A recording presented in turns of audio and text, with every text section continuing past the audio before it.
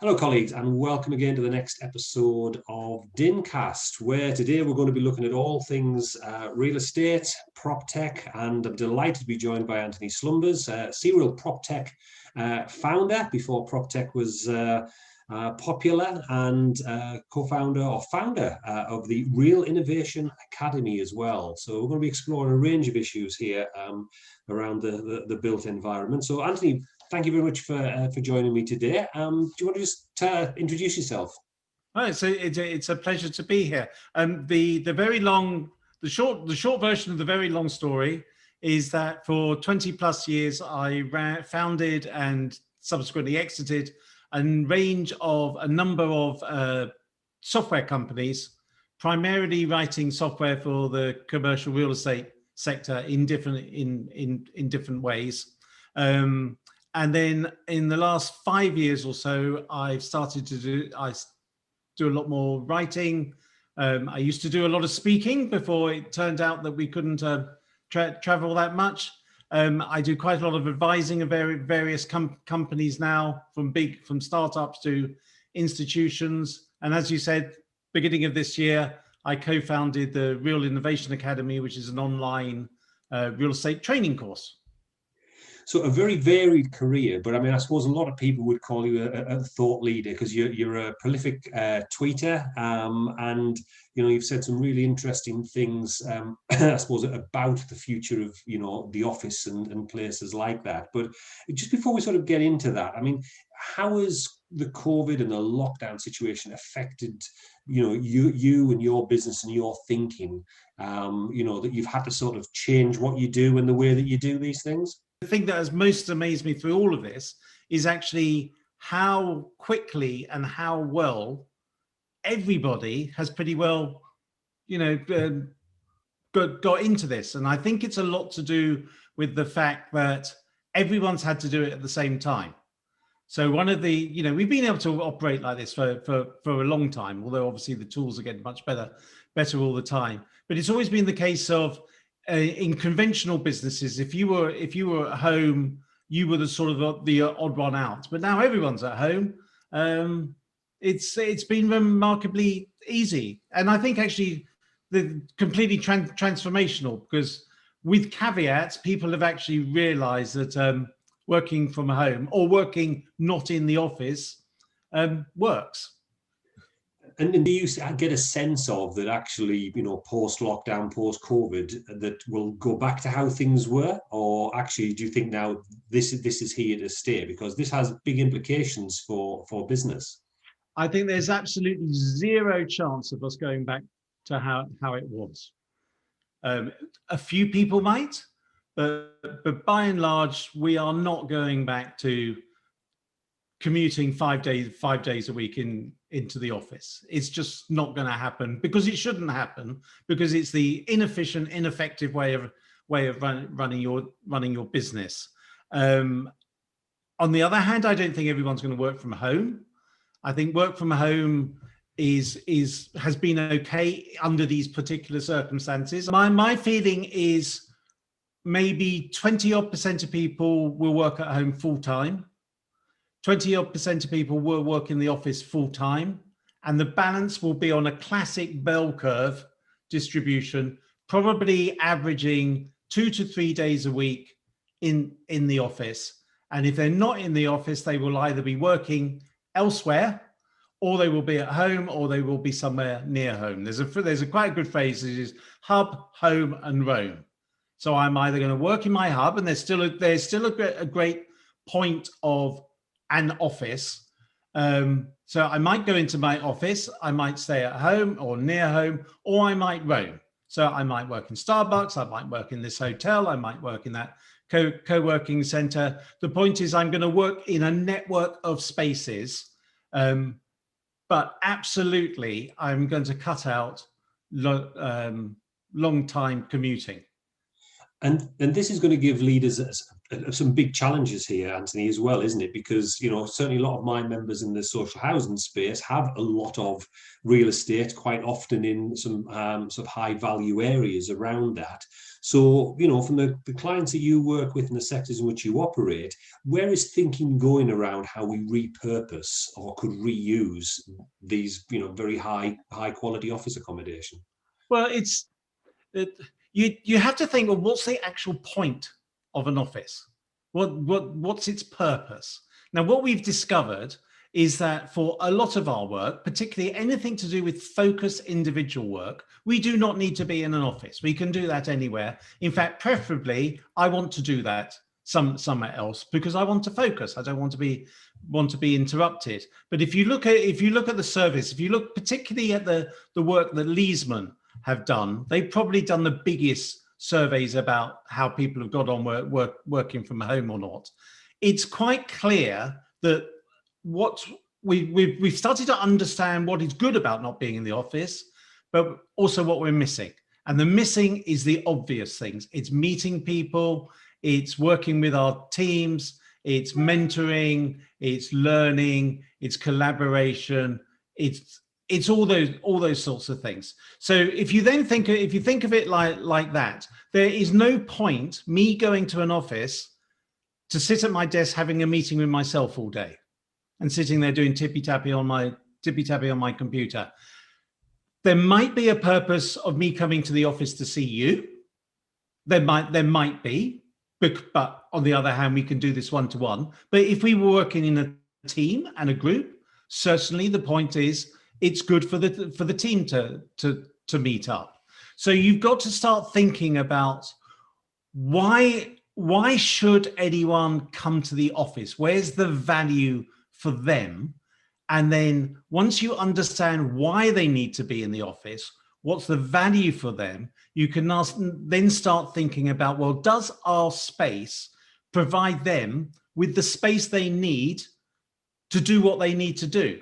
So you have to, this is like the classic start with the customer, but think of the employees as the customer.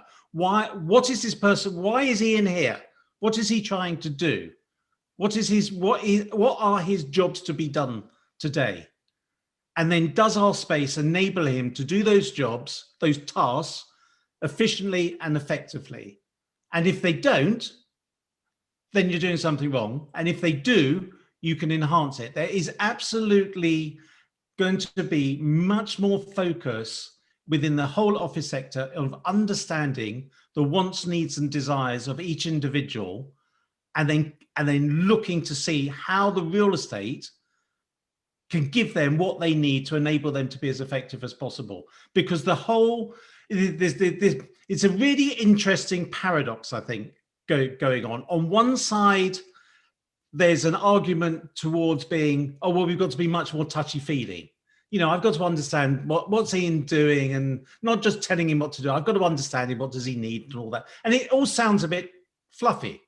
But on the other hand, the whole point here is my job, if I'm employing you, would be that I'm paying you a lot of money.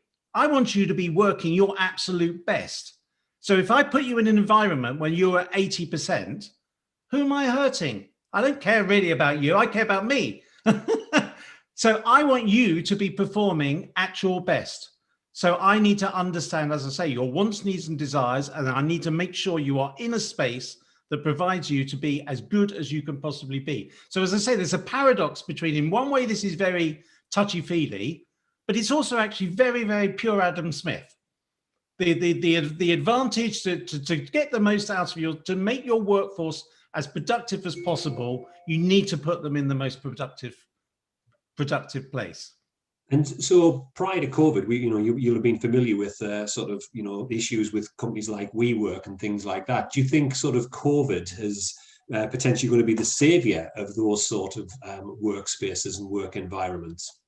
Absolutely. I mean, I think in one way or another, the whole knowledge worker the whole world of knowledge workers is going to work in flexible space.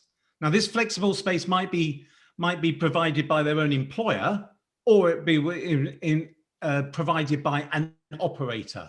But the point of the thing to look at for the office, the WeWorks of the world, the good operators, WeWork, Office Group, Fora, Industrious, Convene, these people, look at how hard they try and work out what attracts people to come to our place each day.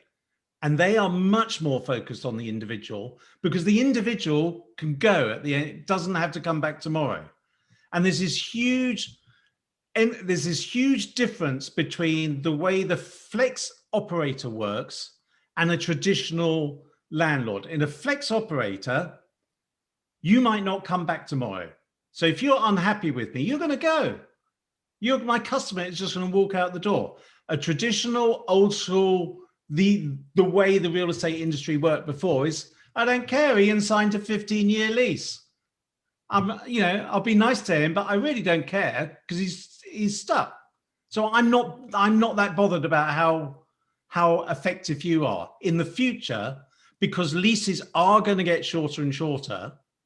You've got to develop space which is a puppy dog cell. That my space enables you to do what you need to do in a way that it doesn't really matter how much I charge you, because you're not going to leave in a rush if I provide you with exactly what you want.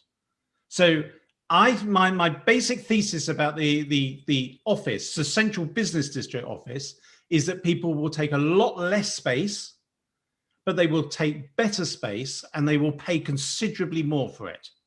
So I think there is the opportunity to generate a lot more revenue out of your space, but it's only going to happen if you're really committed to looking after your customer. If you're hoping that leases might extend out again and you don't really need to get involved with all this, you're going to be in trouble, because your customer will leave. When they can leave, they will leave, and they will go to someone who gives them what they need, and they will pay more for it, but they're taking a lot less space. So you can get people paying, I don't know, my basic rule of thumb is someone who used to take 10,000 square feet, as a landlord, ideally I want them to take 5,000 square feet, but pay me what 7,500 would have cost. They're still saving, I'm earning 50% more, but I'm giving them a better service, and they're not going to go anywhere, because my service is actually going to get better the more I know them. This has crunched it down 10 years early. The industry moving from selling you a product to delivering you a service. And that's a very, very different type of industry. That's really interesting. And you talked a lot about how some organizations are going to have to be highly creative and innovative in terms of what the offer is. So turning to sort of, your expert area in sort of real estate, how innovative is the real estate space in terms of, what are you most excited about some of the innovations that you're seeing now? This might be different sort of service or business models, or some of the technologies that you're seeing coming through. Well, again, we're living in a paradoxical time. For anyone involved with prop tech, short term, clearly this is a bad time. The market is terrible. Offices are empty. Not a lot of money around. It's clearly a bad time. But at the same time, this is the best time ever to be involved with prop tech, because the real estate industry is going to have to do lots of things that it never had to do before. Not least of all, it's going to have to get seriously involved with environmental conditions within an office building. So the whole business about air quality, temperature, lighting, noise, ventilation, filters, and all this stuff. We've known for decades that the environmental conditions have an impact on people's cognitive function, but we've never had to bother about it that much. So no one's really paid it that much attention. There's been endless talks of, I'm all a bit drowsy in this meeting in the afternoon. Yes, because the CO2 level is far too high. There's an obvious reason, but that's fixable. But what's happened now, of course, people are scared, and this is what's going to develop as we go into the winter, they've got to go back indoors. And back indoors is now potentially scary. Outdoors is quite safe. You know, any viruses, any problems get diluted very quickly. You're pretty well safe outside. Indoors, you are not safe. Potentially buildings could be a petri dish for bad things. So there's going to be a huge focus because the customer is going to require it in order to be coaxed back into the building. How safe is my building? So there's lots and lots of technologies involved in monitoring and then optimizing environmental conditions within the building, which a huge amount of money is going to be spent on, which probably wouldn't have been spent before. Now, again, you've got the flip side of people having to do this for, if you like, a bad reason. But what you're going to end up with is actually buildings with much better environmental conditions. And that's going to have an impact on productivity. Lots of people talk about how do you improve productivity in the workforce, in the workplace? Well, the number one way is you put people in good environmental conditions. Because we know if you put someone in a room that's too hot or too cold or too noisy, it impacts your cognitive function. So if your cognitive function goes down, your productivity goes down. So this idea of, oh, well, you can't measure productivity in the workplace. Yes, you can, because I can put Ian in a space that at the very least will enable him to be as good as he can be. Or I could put him in a space where he could be as good as he can be minus 20% because it's always too hot in the afternoon or too cold on a Monday or whatever. So there's huge amounts of work and opportunity in that area. And then, of course, all of this is, so someone actually said that all of this is just a precursor for climate change. So we realized that something can impact the whole world at once. And so the notion, if it hadn't been for the coronavirus, sustainability in buildings would have been the biggest thing this year. How do you design a building? How do you construct a building? How do you operate a building sustainably?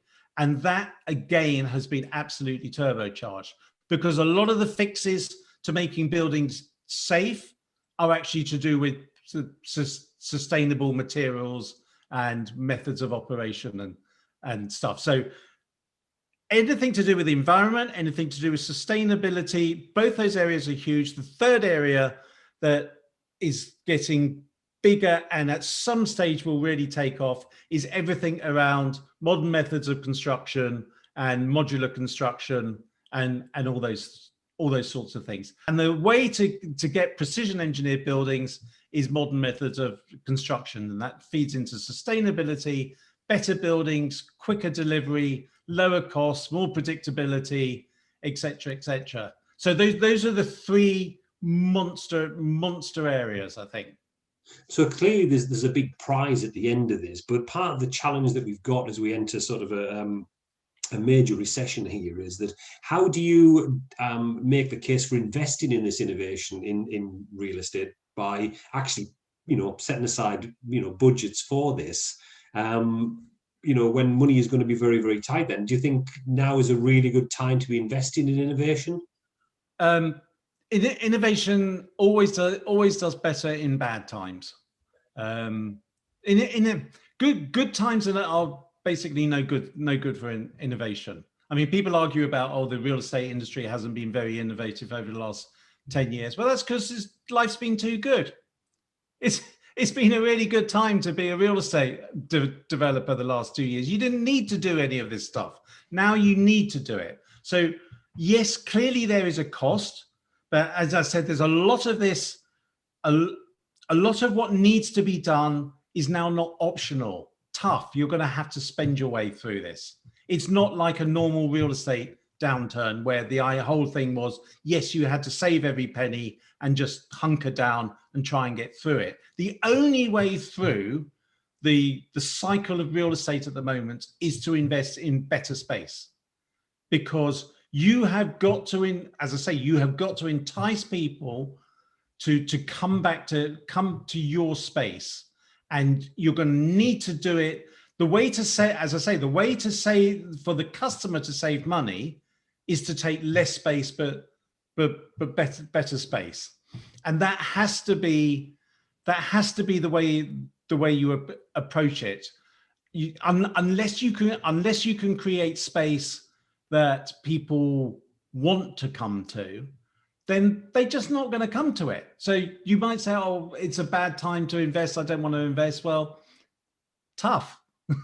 you won't have a customer. That's the really big thing that we have learned, that knowledge businesses can work without offices. Now, it's not to say that's the right solution, but fundamentally, from a company's point of view, if I don't get what I want and need, and that adds value to me, it's not a case of I want to pay less, I just won't have it. So this is going to be the big difference in real estate. You're going to get a market where a section of the market is going to do probably better than ever, and then a lot that's going to do worse than ever, because it'll be a case of, you charge me X, I don't want to pay X. Oh, I will. What about, I'll give you 20% off. It'd be, no, give me 90% off, because basically I do not need this space. I do not want it. You've got to beg me to have it. When your customer doesn't need your product anymore, and historically customers needed the office, it changes the game, because you've now got to make them want it. This is exactly analogous to what has happened in retail real estate 10 years ago. We suddenly realized we do not need shops to go shopping. You know, Uncle Jeff will send us anything we want by tomorrow. So the only reason to go to a shop is because it's fun and it's nice and it's entertaining and I like it and it's enjoyable. I want to go there. I won't go to a shop because I need to go there. I will go click and buy it. It's exactly the same with offices. So you're going to have to spend your way out of it, but you do have to really think, obviously, what you spend on. You know, I'm not advocating just this is precision spending with a purpose. So turning to the sort of the Real Innovation Academy, which, as you mentioned there, you've sort of just established. Why did you feel the need to sort of set this up? What are you trying to achieve? What problems are you looking to solve that aren't being solved elsewhere? Well, I've been involved in the prop tech scene for a long time, and a friend of mine, Dror Poleg, who's based in New York, has a similar background to me. He's always been involved in software, but he's been involved in real estate development and stuff. And both of us have been talking for a long time about how the problem with the real estate industry and prop tech is that the tech people don't really know anything about real estate, and the real estate people don't really know anything about tech. So the starting premise of the Real Innovation Academy was to teach real estate to tech people and tech to real estate people, and try to bridge that gap and try to enable each side to understand the drivers, the motivations, the incentives, how industry works. And that's where we started, and it sort of developed from there. As it's turned out, the course is, as someone from Hong Kong who did our first course said to us, he said, "This is a really strange course. It's a real estate course, and it's a tech course, and it's like a baby MBA course. So it's very much a how to think about real estate, technology, the built environment, innovation, and how to get all these things working together." And it's been a lot of fun. And we're in short supply with fun, Anthony. So speaking of fun, you're going to be speaking at our annual Disruption and Innovation Conference. You've got a keynote there on the 12th of November. I just wondered, what can people expect from your presentation at that date?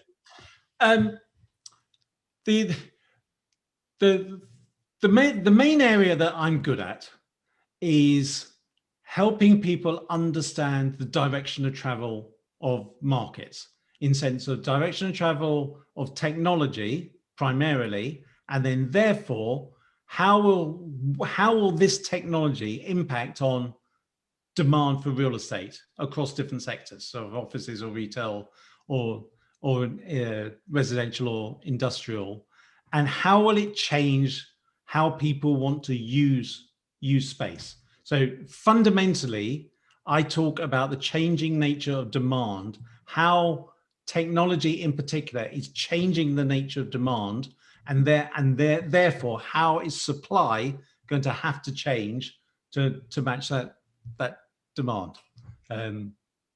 I think that'll be a fascinating discussion, that Anthony, and particularly, as I say, because a lot of my members, in the social housing space have got those very issues to deal with. Well, look, it's been an absolute pleasure talking with you today. Thank you so much for sharing your insights with us, and I look forward to catching up with you at the summit in November. It was a pleasure. Thank you.